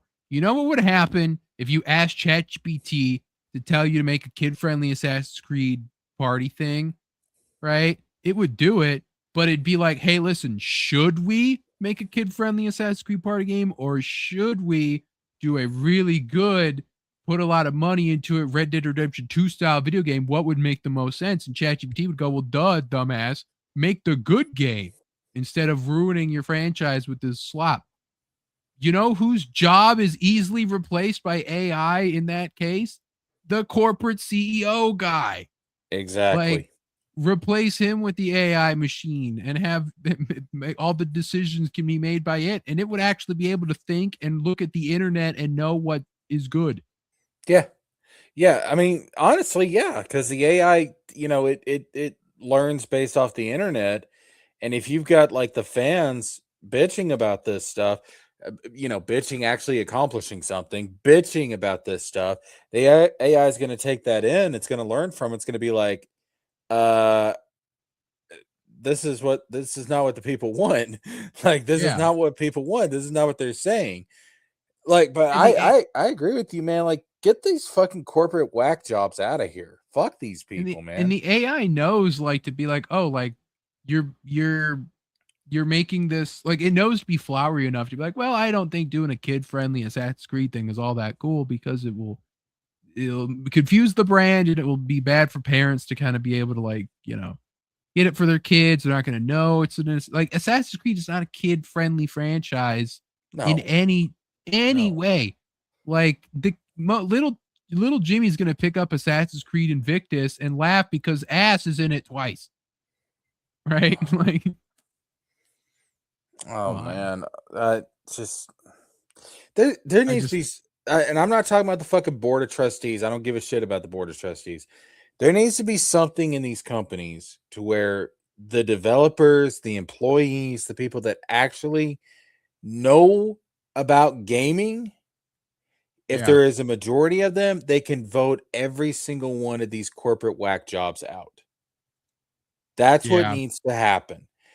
It's fucking ridiculous that we've got a group of a few rich fuckers in these companies that are making decisions for what gamers want. You don't know what the fuck we want. You don't interact with gamers. All right? No. You don't talk to us. You don't sit down with us. The people actually working on the game are fucking gamers. All right? Get the fuck out of here. Shut the fuck up. Get the fuck out. And don't come back. Yeah, they're always the ones that end up failing upwards too, you know, like that old chestnut. They're like, oh well, the game that you were in charge of bombed terribly, so we're gonna put you in charge of this other one. You know, now you're our CEO. Congrats, you know. But this is why I said meritocracy is fucking dead. There's also more news of Assassin's Creed Hexe. Hexe is the game that all of their eggs are currently in right now. Like, definitely that's the basket, you know, that they put all their eggs into, because they were talking about that when they announced Shadows. They're like, we also have Hexe, and it's going to be crazy. You're not even going to believe it, right? So let's see, according to this insider information, what we get. So they said AC Hexe is expected to move away from traditional RPG heavy mechanics. That's good. The RPG-ness of the Assassin's Creed was a, you know, big mistake that needed to be moved back from. Focus more on psychological horror, stealth, and atmosphere-driven gameplay. Let me stop you for a second. Origin, is that true? I don't know if that's true or not. If so, that is fucking ridiculous. From what I saw, I think she was a part of if she was a part of Xbox. Asha Sharma. I know that people were pointing about how, like, she doesn't have any game credentials. Instacart and vice president of Meta, but she's been in Microsoft for 2 years. Oh, fuck me, bro. Daggum. That's whatever. I mean, Meta's pretty good. Meta's not bad. Who gives a fuck about Meta in 2026? Well, I mean, like that. I'm saying that at least, like, you know. I really wish I had some alcohol right now. So, anyway, Assassin's Creed Hexe will have psychological horror, stealth, and atmosphere-driven gameplay. We'll have stealth consistency and AI behavior, environmental storytelling and visual cues, audio design impact on player fear and immersion, bug testing in low light dense environments, tense, slow-paced gameplay. Games like Hexe demand deep exploratory testing, not just functional checks. Subtle bugs in landing sound or AR actions can break immersion completely. So this was a call for the testers. Have you ever wondered what would happen if you crossed Assassin's Creed with Silent Hill? You're about to find out, motherfuckers. I mean, really, like, it's different enough. You'll got my attention. Now, make it Assassin's Creed though. Don't forget that. Don't just go being like, ooh, let's make this cool historical horror thing. No. Assassin's Creed first and foremost, because let me tell you, Jesker, they put some fucking bullshit in AC Shadows. That is some fucking bullshit. And I was talking to Mordred about it. And I'm like, Mordred's soul left his body as I was telling him this because he didn't get to that part in the game because he gave up on it. But there's a fucking ghost and there's a yokai with no explanation whatsoever. No Isu, no artifact, no Odyssey bullshit. It's just there, and you're meant to be okay with it. Accept it, that it's there. You want a boss fight against a yokai, you got it. We're not going to explain how or why. It's just there. Because fuck you. Fuck Assassin's Creed. This AC Shadows. Yo, man, this fucking franchise, bro, just oh my god, I hate it. I hate it so much. Oh, fuck you, Ubisoft. Fuck you, Assassin's Creed. Fuck you in your mom's bed. Fuck you. Fuck. Oh my god, bro. From what when they originally announced it and they said, oh, it was going to be different and all this, I'm like, oh, it's Dishonored. You guys are going to do a Dishonored but in Assassin's Creed. That could also kind of work, and I'd be okay with that. But then it's like, oh, we're going to do it spooky. And original leaks were supposed to be you could play as a cat because you're going to be a witch, right? And you have a cat. But then they're like, no, dumbass, you're not playing like a witch like in the like Victorian times or like in the witch trial times. Because it takes place during the witch trials, but it's not about the like it's not the Salem witch trials. It's like the Germanic witch trials from like the Middle Ages or something. So it's like completely different. But I mean, we'll see what they do. I'll assassinate you, my pretty. Yeah. So, I mean, that AC Black Flag remake is still like that's the litmus test. And from what we see, they might be doing the good thing and just taking what was already there and just putting in a new engine, making it prettier. Okay, good. Don't do nothing else. None of that fucking RPG combat bullshit. You keep it with its weird Arkham combat and because it's good. It's simple and it's easy, but I like it, damn it. I don't need to press R1 for a light and R2 for a heavy. That's the other thing too, man. Can we stop overcomplicating these games? I get everybody wants to put their own spin on things. Let's make it different. Let's make it unique. Blah blah blah blah blah. Look, sometimes you don't fix what is not broken. All right, you don't have to reinvent the wheel. Every car company on the fucking planet uses the same design for their wheels. Okay, you don't have to reinvent it. It's fine. It's okay if it's like, if people want to be like, oh, well, this kind of feels like that other game. Yeah. Because it worked. Okay. Yeah. It's not that you're being lazy or you're being unoriginal. You're just going with what fucking works because it's fucking proven. Reinventing the wheel was Ubisoft's problem ever since Black Flag came out. Because there's like, oh, okay, Black Flag, right? Great, worked. Everything's cool. Like, I mean, they changed stuff from 3 anyway, but like, okay, we did it. We got it. People like this. Well, okay, what do we do for Unity? Throw it all the fuck out. We're going to rebuild it from the ground up. Okay, it's brand new console, reason to do it. Got it. Okay. Unity. Everything all new stuff. Okay, what happens? Unity bug-ridden to shit. Bombs terribly. Everyone hates it. All right. Throw all that out for Syndicate. Rebuild it from the ground up. Okay, got it. All right. Syndicate. Built from the ground up. Got it. Runs great. Cool. What do we do now for Origins? Syndicate's pretty fun. Or Syndicate's good. It's just, people really complain about Syndicate's tone. It was too comedic for its dark, gritty time. But I like the Guy Ritchie Sherlock Holmes movies, and so they remind me of that. Yeah, I think it's kind of a nice yin and yang thing there. I liked Syndicate. I didn't have a problem with Syndicate. So I was like, okay, Syndicate's plus the DLC is amazing. It's still the best DLC in the whole franchise. Jack the Ripper DLC is great. All right, Syndicate, good. We got it. Plant the flag. All right, Origins now. What do we do? Throw everything we did with Syndicate out. We're going to start over with Origins. Ground up, RPG, Witcher style thing, because The Witcher's really hot. Let's do a Witcher game. Okay, cool. All right, we did it now.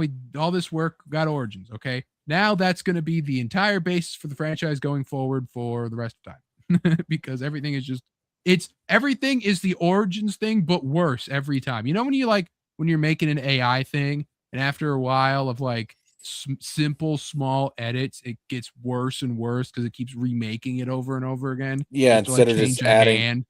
instead of Yeah. just adding the detail you want, it'll go over the whole picture, and it's like, no, no, no, no. Keep Yeah, what and you had before. I just it want to gets adjust this one little aspect of it. yeah, it gets more and more broken. It's not as crisp, it's not as clean, it just is fucked over. And so then you're like, oh well, and that's exactly like play Origins for 2 seconds. You're like, oh man, this game's great. And it's like, all right, now jump into Shadows or Valhalla. Valhalla was the worst about because Valhalla was fucking weird. But it's like, oh, everything about this feels awful. It's like, yeah, they could not just leave it be. This is But the same. This is the same problem you got going on with Final Fantasy right now. Is that every fucking game they want to make it something new? They're chasing after something new. All right. With 15, they were trying to make it like Kingdom Hearts, and it's like, no, no, no, no. You're not Kingdom Hearts. You're Final Fantasy. I love Kingdom Hearts, obviously, duh. But you're not Kingdom Hearts. You're Final Fantasy. Stop it. Final Fantasy 16. Let's make it Devil May Cry. No, no, no, no, no, no, yeah. no, no, no, no, no, no, no. You're Final Fantasy. You're not Devil May Cry. You have to build your franchise off what came before. I'm not saying you can't make changes. I'm not saying you can't alter some shit. But in essence, the spirit of your franchise has to remain the fucking same. Otherwise, your franchise has no fucking identity. All you're doing at that point is you're clout chasing. That's what you're doing. You're Well, you're Jesker, you're trying to make your series. You saw like some success over here with this other franchise, and it's like, well, let's just copy that. No, no, no, no. It worked for that franchise.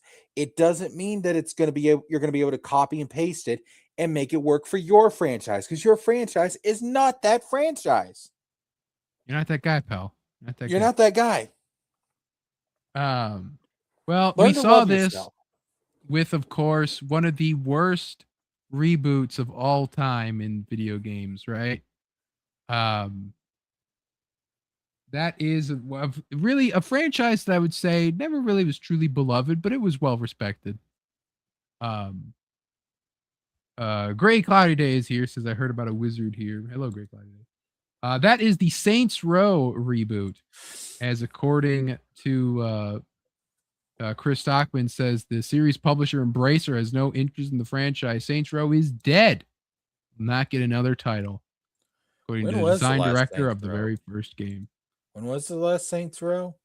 It was that reboot back in like 2020, like 4, I think, Wait, and it it was that recent? or 2023.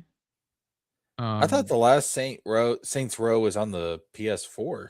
2022 was the reboot. Hey, don't you remember the reboot that came out? No. You don't remember this? Look at this that there was about the college kids that needed to pay off their student loans, and they all like this happened. Hit the dab and shit. Yeah, you didn't know about this? You forgot about the Saints Row reboot, dude? If I did, I completely blocked it from my memory. I have no fucking memory of this. Let's pull up the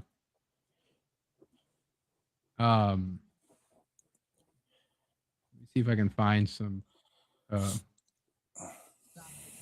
here. There's a try not to cringe video.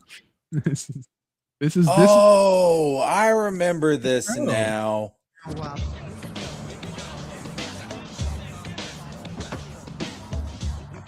Bruh. I remember this. Smells amazing, Kev. You know what would make it smell even better? Hey, man. Nobody walks around their home like Waffle that. maker. You can buy with the exposure the idols pay you in. Don't expect us to chip in. I've told you before. Yeah, this is the Saints idols are Row, trying to can't you build up tell? a post-capitalist society where money is not a concept. Yeah? Then why don't you go run off and join the commune? I'm into showering. Are you going to help me get the waffle maker or not? As an investor, I don't like wasting money. You're wearing a fucking bow tie. Okay. I will throw in $20 for a waffle maker. And that's like basically like the whole, that's like a B plot. They never get a waffle maker or some shit. They get all this money, but they never get a waffle maker. But yeah, Saints Row reboot. And this fucking killed the franchise dead. I thought this came out in like 2019 or something. No, it was post COVID. That's for damn sure. Bro. He has a waffle tattoo? I didn't even know the waffle tattoo, yeah. I want a waffle tattoo. I'm gonna go get a waffle tattoo. I'll be right back. I was reading so apparently the people that they were told to make a Saints Row game, the developers, Volition, because most of the Volition people left, right? No one Volition fucking died. And so, as happens with those studios, after a while staying there, they all leave and they get hired by new people. They were told to make a Saints Row game. They made literally on purpose the worst video game ever in order to get fired. Fucking wow. I'd believe it if that's the first I've heard of it, but I'd believe it. Because there's so much like millennial. It was the most pointed to game of like cringe millennial writing that has ever been like seen. And it's like, oh, like Saints Row had those cool factions that you went against, and this one's got like Daft Punk bros and like random shit like that, like cowboy guys and like just stupid shit. And yeah, they took out all the edge that Saints Row had. Even like 3 and 4 got like stupid. People, I don't know, people like them, but I don't know. Like, I mean, like you can at least say 3 and 4 had some edge and some grit to it. And, you know, it was dirty, but like this is just like, it was so watered down. You could make if it wasn't for the fact that they fuck all the time, you could make it a teen game. It would have worked fine. But yeah, so Saints Row is dead. Agents of Mayhem was another one too. Agents of Mayhem was the one they made after Get Out of Hell. And that was like completely bombed. And then they still gave him Saints Row back. And they're like, yeah, make a reboot. Yeah, when Johnny Went to Hell, that was Get Out of Hell. And that one didn't review all that well either, but it was more like a side game. The longer this stream goes on, the more I begin to realize this world rewards not intelligence or creativity or ingenuity. This world rewards one thing and one thing only. Well, two things. Absolute total ignorance and the ability to be able to stick your head up your own ass. Yeah. And I am having an existential crisis to where I have prided myself on being educated and intelligent and well-versed. And I'm beginning to realize I've been living life wrong this entire time. Yeah, I mean, that's apparently the world just never gave a fuck to begin with. Especially the gaming industry was so just used to just going through the motions, doing the slop, you know, just pigs to the trough, you know, people just, they thought that people would eat whatever they gave them, right? And then it's just turned out to not be the case whatsoever. What are you going to do? I'm not a pig. You can't just give me any old slop and expect me to eat it. I'm not a pig. I'm a human being. I'm not a pig. I'm a human being. Yeah. So, well, Jessica, at least we have some normal news to talk about. Back to the regular stuff. Yeah, Rogan says with Instacart. Yeah, I don't think Rogan's listening to us. But Insomniac's Wolverine did give us some news after all, with the announcement of its release date of September 15th, 2026. Yeah, you would think this would have been a state of play thing.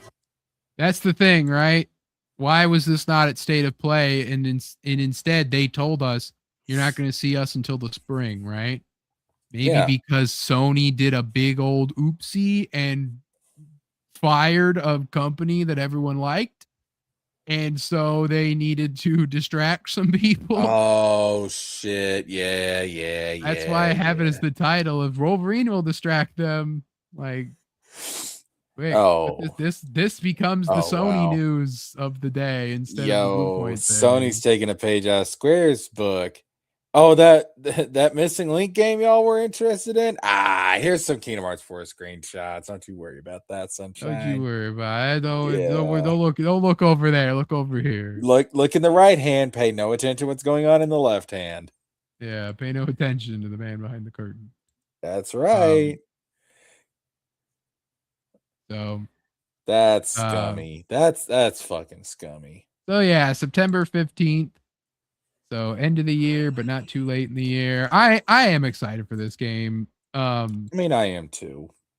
It's especially with the leaks. I saw a lot from the leaks, a lot of things I wish I didn't see because it would have been a good pop, could have been a good surprise, but what can you do? But there's the nitty gritty that I'm unaware of, and a lot of it I've forgotten about. So, that'll be fun to see. But, it being an Insomniac Marvel game, there is, of course, the forced segment where you play as a different character that you weren't expecting to play as. But I think that it'll be a good one. So. You wanted to play as Wolverine? Well, you get a segment in the game where you get to play as fucking Cyclops. You get to be cucked Cyclops. Watch Wolverine steal your bitch. Well, I mean, like if we're going off the that's the funny thing watching that X-Men 90, X-Men 90 show. And it's like how like Wolverine's the one getting cocked back then. Like it's just funny. The way that Wolverine stuff changed after the movies and Wolverine became the cool guy. Then it's like, no, Cyclops is the cook guy now. Bro, one of my favorite episodes from that series is the one with Wolverine and Nightcrawler. Yeah, I still haven't got there yet, but yeah. Ooh, that is a good. You got to get there. Yeah. That is a good fucking episode. I mean, I've seen it before. I just haven't seen it as like an adult with fresh eyes. I saw it as a kid, then I saw it as a teenager. So. Oh, I love that fucking episode, dude. Yeah, and as I pointed out before, that the Nightcrawler voiced by Haytham Kenway. You would you would never get an episode like that today. No. Well, I remember the last one that like X-Men Evolution had its Christmas episode had Angel in it, and Rogue and Cyclops had a pretty deep conversation about like religion and why people believe in religion, stuff like that. It was like it's crazy to have this fucking kid show. They don't make kid shows like that no more. Yeah, you want to know why? Because back then they actually gave kids fucking credit. All right. They actually treated kids like they had some level of intelligence and were able to understand these deeper concepts. Nowadays, they think kids are all fucking stupid. Well, plus too, I mean, you hit like the parents, right? Like the anti-religious parents don't want religion in their kids' shows, and religious parents don't want their religion in kids' shows when it's like, wait, why are you saying that, that it's weird to worship? Like, why you can't say that, or like people are weird about that. But anyway, so okay, religious parents, let me get something clear to you. All right. It is okay to have your faith put into a cartoon. All right. As long as it's not being disrespected or dissed or mocked or anything like that, it's fine. Let people have these conversations. You might even win over a few converts. Okay. Listen, the anti-religious parents, get the fuck over it. You live on a planet with 8 billion people. The majority of those people practice some kind of religion. I'm sorry, but you're the fucking minority. Get the fuck over it. You want to talk about tolerance? You got to tolerate all the religious people. And I don't care if it's Christianity, Islam, Judaism, Hinduism, whatever the fuck it is. Any of them, you have to fucking tolerate them. You got to live with us. Get the fuck over it. Growing up, I saw Nightcrawler talk about being a Catholic, and I saw Moses parting the Red Sea with a Beyblade. Okay, so did that happen? Oh, you don't know? Okay, Jessica, hold on. That fucking happened? Hold on. So this was in the Beyblade Metal series. This was not in the original Beyblade. This was in the one that aired on Cartoon Network. So this was I was like 11 or so. This was on in the morning. So this was the the Beyblade Metal series. You don't know the real truth about Beyblading. There is Yeah, a Metal tremendous power hidden within bays. Since ancient times, the existence of bays can be found in moments throughout history. The power of Beyblades have been used. Whoa! There you go.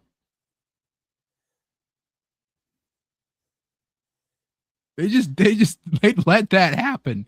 Like they didn't change it or not. They were like, here you go. Moses was I Beyblade. can't fucking believe this shit. I'm fucking stumped. You think Yu-Gi-Oh's cool? I don't know. Whoa.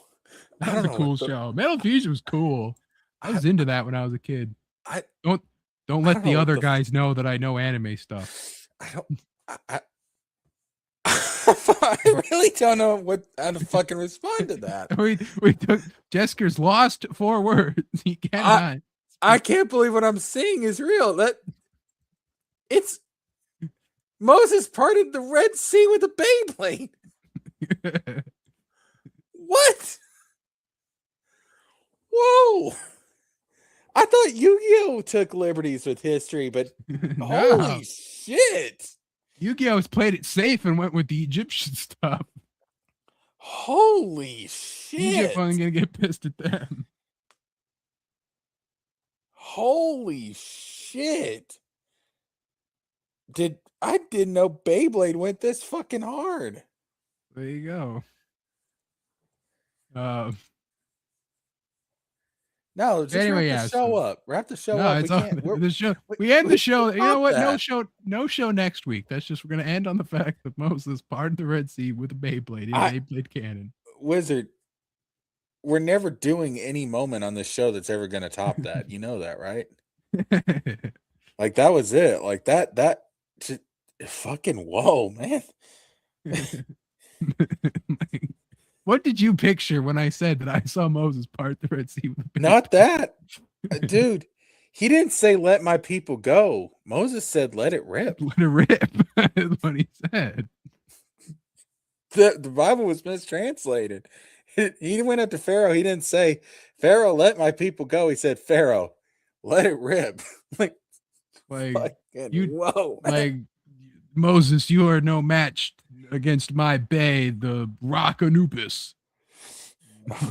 No, Ramesses, Holy- you are no match to my fucking light Yahweh or whatever. 3, 2, 1. Let it rip. I need this to be a movie. I need a Beyblade Prince Moses of Egypt film. meets Beyblade. Yeah, You know what? Just have the AI make it. Fuck it. that I am making it my life's mission to create this fucking movie. Anyway, not to be outdone with the Marvel news, something that came out just today, just a few hours ago, a brand new, but not quite brand new, game collection announced. The Marvel Maximum Collection with 13 classic arcade games made available on home consoles and PC. Let's watch this trailer.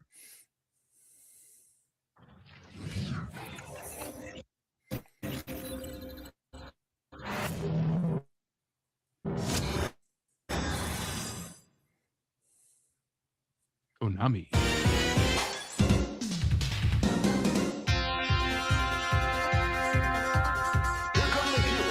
X-Men the arcade game, back from the dead.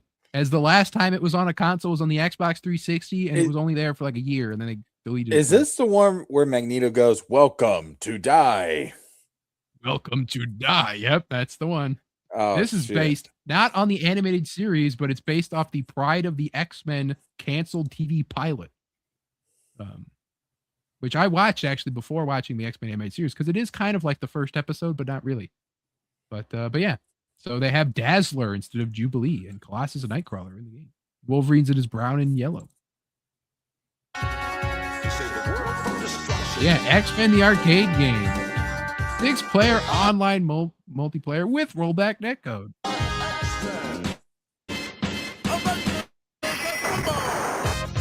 And Captain America and the Avengers, which actually features this up here as Vision for like the first time being a major character in something.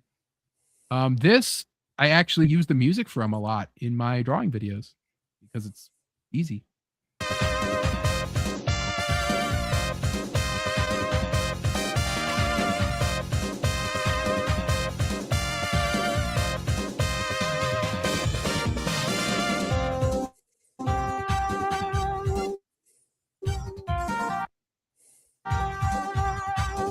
Even have handheld versions, Game Boy versions. Spider-Man and X-Men Arcade's Revenge. Well, this one I never actually heard of. I haven't either.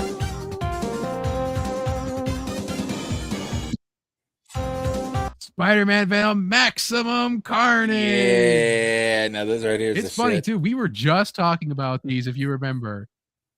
It was like 2-3 weeks ago because we were talking about Maximum Carnage and Separation Anxiety, and I said that I always remember that trailer of Carnage in the sky, and even they have it as the background of to fill out the rest of the screen because it's so cool. And Maximum Carnage.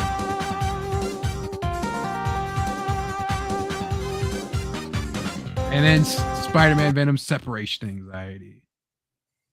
This one actually has Captain America playable as well in it too.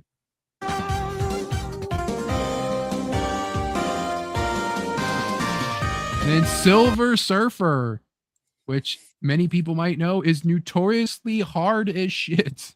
Yeah, this was in an AVGN video, I'm pretty sure. Yeah, I'm pretty sure it was, yeah. It's a side scroll, like it's a shoot 'em up or whatever. It's a bullet hell game. Look at when Silver Surfer went to the haunted mansion. Fought fucking Castlevania bad guys. Plus the museum, you can look at the box. I talked about this. I have this box.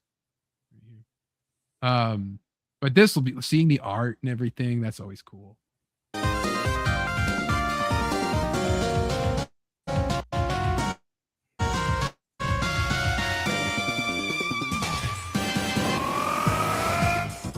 They had to include the Colossus yell.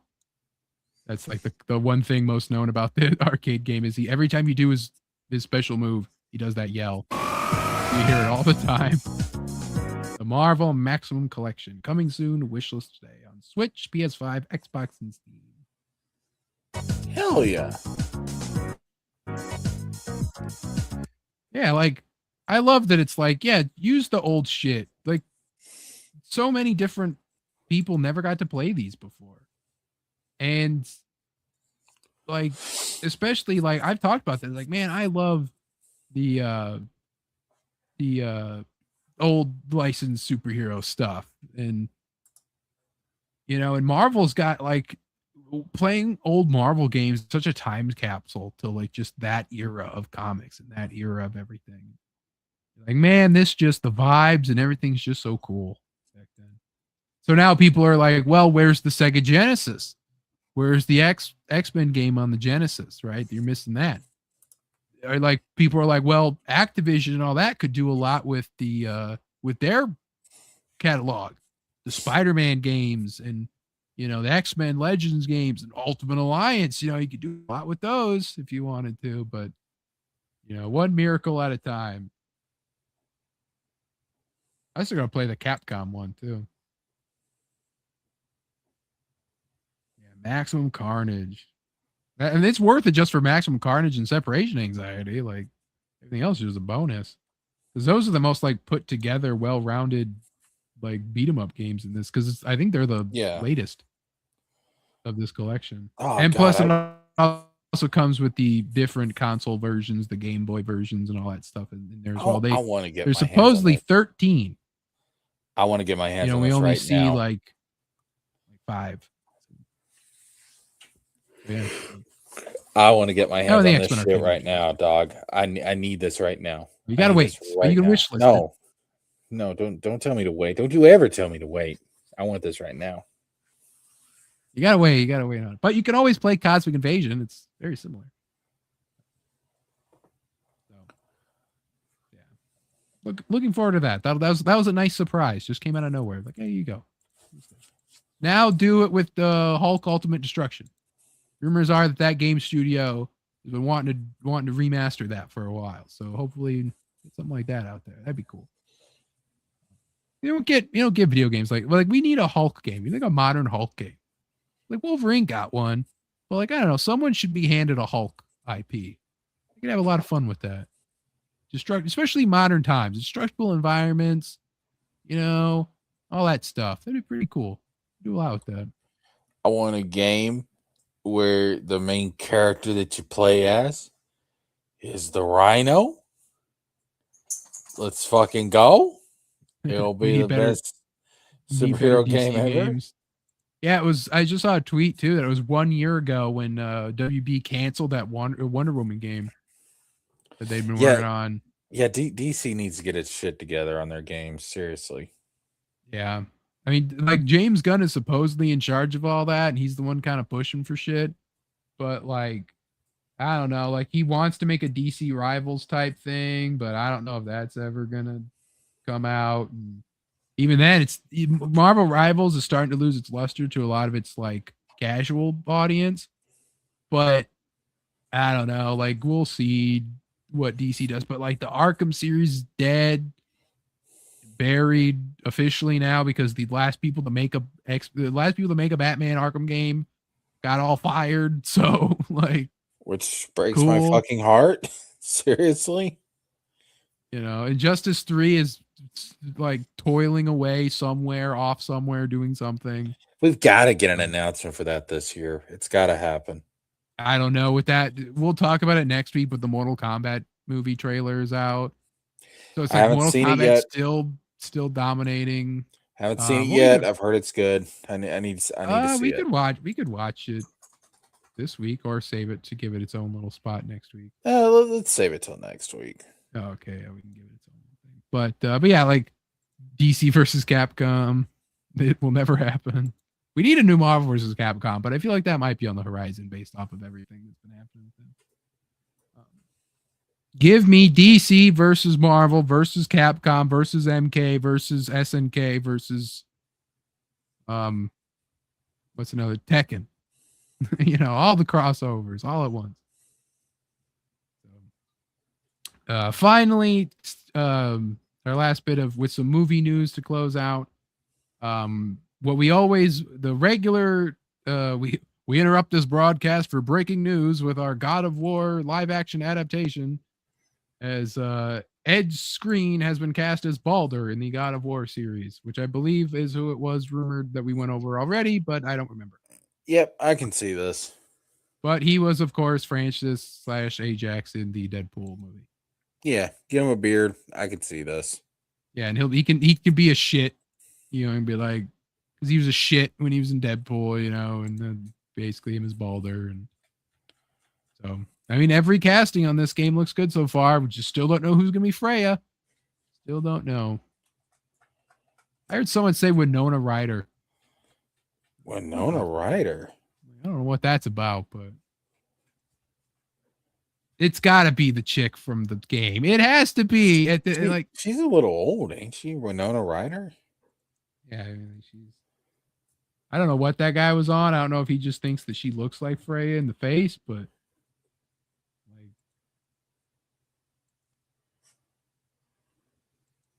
I could see it, but I don't want to. Okay, wait. How old is Winona Ryder?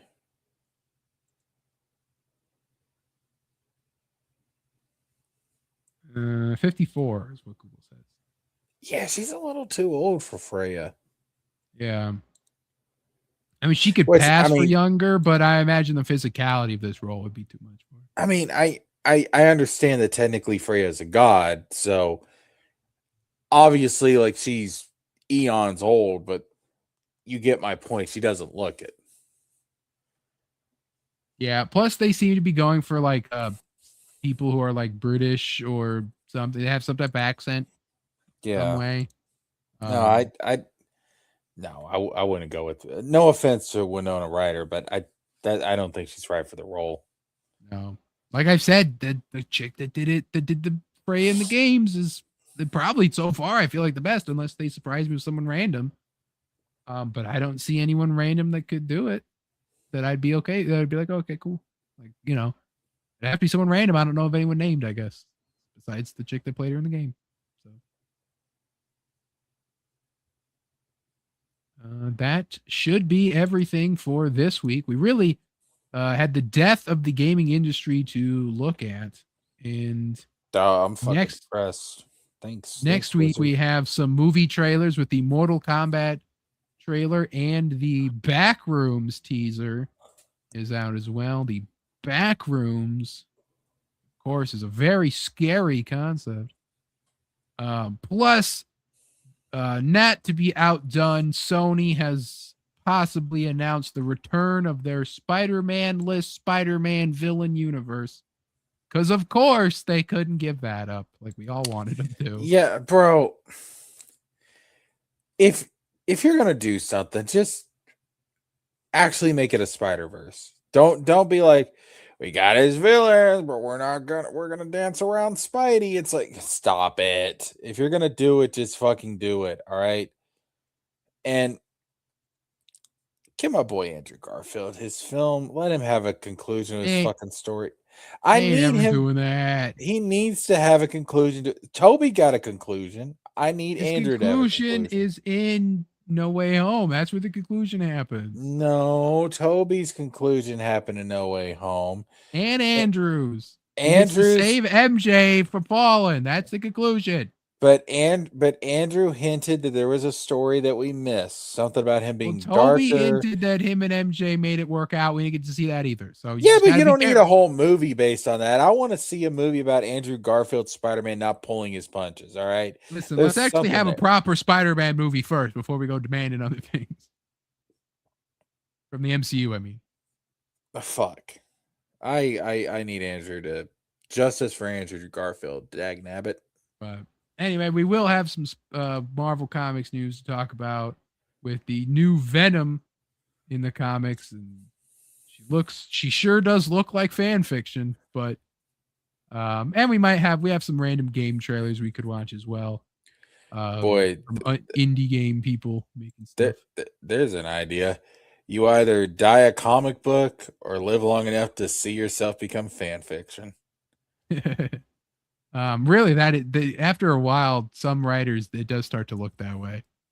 But plus, who knows what we'll pick up throughout the week with more news coming out. Maybe Xbox will be killed. Maybe a new Xbox thing will be announced. Maybe Kingdom Hearts 4 is somehow announced. But until that day, thank you, everyone, for stopping by. Thank you, Roygen. Thank you, Baki.